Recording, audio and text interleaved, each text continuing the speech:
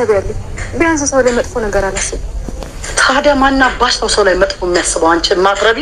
እሱን እኔ አላውቅም። እኔ የማውቀው የራሴን ሀሳብ ብቻ ነው። ይህች ናትና የፍቱ ስራ ጭራሽ ብለሽ አሽሙር መሳደብ ጀመርሽ። ኧረ እኔ አልተሳደብኩም። ዝጊ አንቺ የማትረቢ ትሰሚኛለሽ?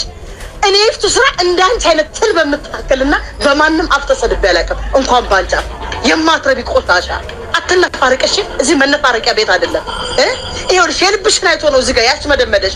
እባብ ልቡን አይቶ ግን ነሰዋሉ እዚህ ጋር ነበር ማለት መድገም ነበር። አንቺ የማትረባ ጭራሽ ወደ ላይ ብለሽ ልትሰደቢ አናት አባሽን ነው የምልሽ። እዚህ ጋር አምላክ ደህና ነሽ? ደህና ነኝ። እሷ ጓደኛዬ ሄርሚ ናት። እሺ መራመድ ስላልቻለች እዚህ ብቻ እንዳትሆን ብዬ ነው የመጣሁት። መራመድ ስላልቻለች ማለቴ ብቻዋን ስለሆነች እንዳይደብራት ብዬ ነው የመጣሁት። ሰላም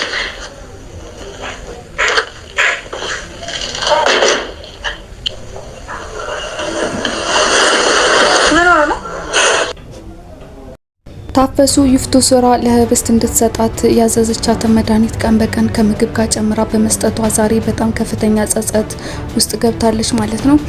የተጸጸተችበትን ምክንያት በአምላክ እባክሽን ህብስትን እንዳትጎጃት፣ ወይዘሮ ይፍቱ ስራና አቶ አለም በጣም መጥፎ ሰዎችና ክፉ ሰዎች ናቸው እና እሷን አካሏን ነጥቀው ሀብትና ንብረቷን በእጃቸው ለማስገባት ነው የሚፈልጉት ብሎ ስለባልና ስለሚስቱ እያንዳንዱን ነገር ስለነገራት በጣም ጸጸት ውስጥ ገብታለች ማለት ነው።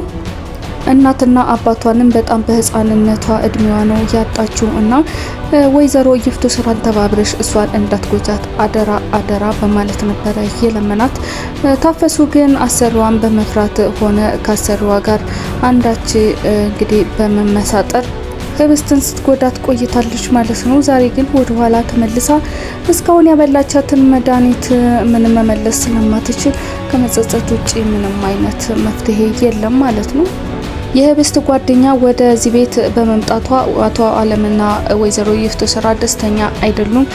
እንግዲህ የውስጣቸውን በውስጣቸው አድርገው ለጓደኛዋ ግን እየመጣሽ አጫዎችን አትጥፊ በማለት ደስተኛ እንደሆኑ ነው ፊት ያሳዩት ማለት ነው። እንግዲህ ጓደኛዋ ወደ ቤት መታ ህብስት ሁሉንም ነገር ለጓደኛዋ የምትናገር ከሆነ መጥፎ ስራቸው እንደሚጋለጥ እርግጠኛ ናቸው። ሆኖም ምን ማድረግ እንዳለባቸው እንግዲህ ደግሞ ለዚህ ጓደኛዋ ቀጣይ የክፋት ሴራቸውን እንደሚያሰሩ አልጠራጠርም። ታፈሱና በአምላክ ስለ ህብስት ከተወያዩ በኋላ ነበረ እንግዲህ እስካሁን ያደረገችውን እያንዳንዱን ነገር ዝክዝክ አርጋ ለባምላክ የነገረችው። በአምላክም ራሱን መቆጣጠር ስላቃተው ወይዘሮ ይፍቱ ስራን ከአንዳንዱ ነበረ ሄዶ ጉርቧን ያነቃት። እንግዲህ እሷ ደግሞ ከመሬት ተነስቶ አነቀኝ እንጂ ይህን መጥፎ ስራ ስለሰራው እንደዚህ አደረገኝ ብላ አልወራችም። አንቺ በጣም አውሬ ነሽ፣ እኔና አንቺ እህትና ወንድም ሆነን ሳለ ይህንን ክፋት እንዴት ትሰሪባታለሽ በዚች አንድ ፍሬ ምስኪን ልጅ በማለት ህብስትን ከዚህ ጥቃት መከላከል ባለመቻሉ ራሱንም እንደ ጥፋተኛ እየቆጠረ ራሱን እየወቀሰ ነው የሚገኙ።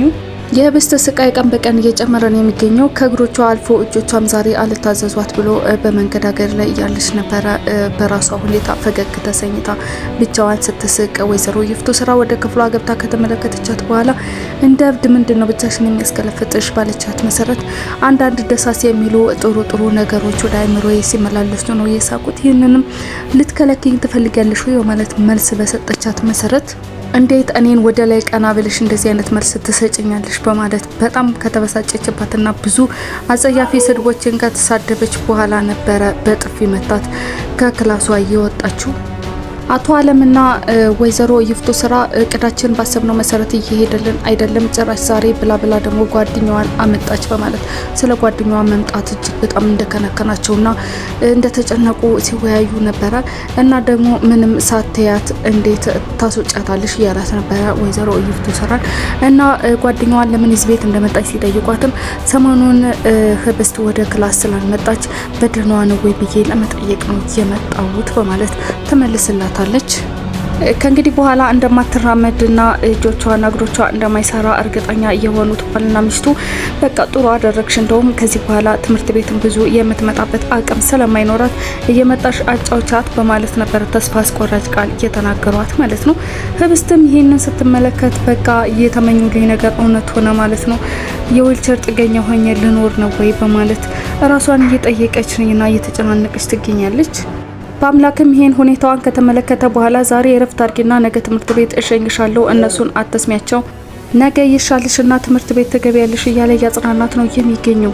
በአምላክ ትምህርቷ እንድታቋርጥ አይፈልግም። ተምራ የምትፈልግበት ደረጃ እንድትደርስና ሀብቷ ንብረቷ ሳይነካ እንግዲህ በከነጤናዋ ትልቅ ደረጃ እንደምትደርስ ነው እሱ የሚያስብላት።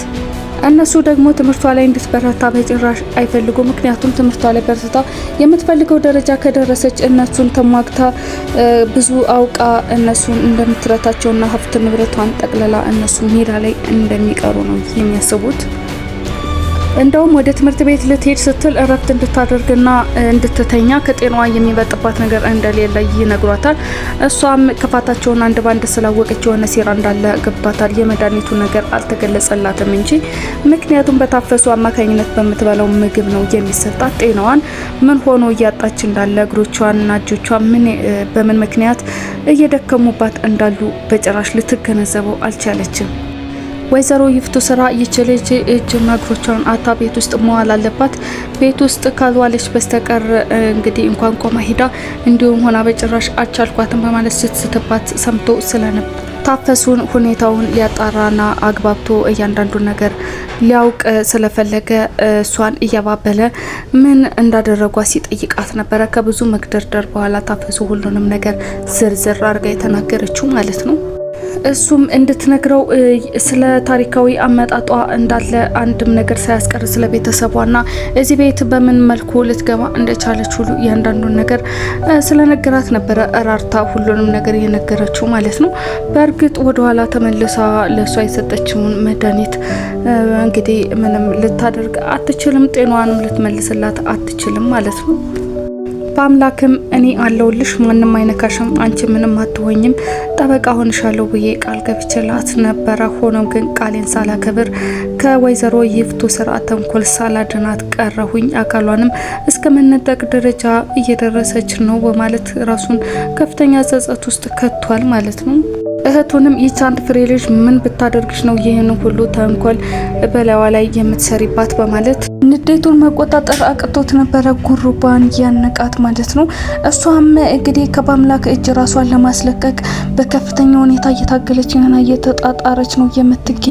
በቀጣይ ክፍል እንግዲህ ይህ መርዛማ ነገር የህብስትን አካል ሙሉ በሙሉ ሳይጎዳት መድኃኒቱ ይገኝላት ይሆን ወይ የሚለውን ነገር ታትዬ የማቀርብላችሁ ነው የሚሆነው። ሰላም ቆዩልኝ።